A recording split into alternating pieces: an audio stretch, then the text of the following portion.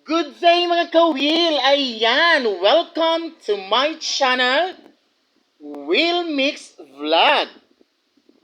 Sa mga baguhan sa ating channel, ayan, pa-like, share, and subscribe po.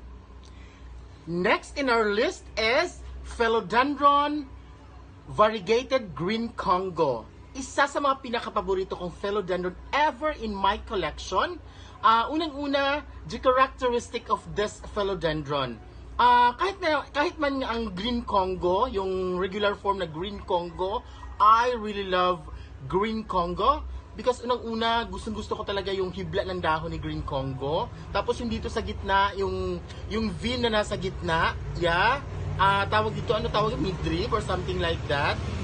Very beautiful si Green Congo. So how much more variegated Green Congo, especially na nagbigay ng magandang dahon itong ating variegated Green Congo na nabigay pa talaga siya ng half moon.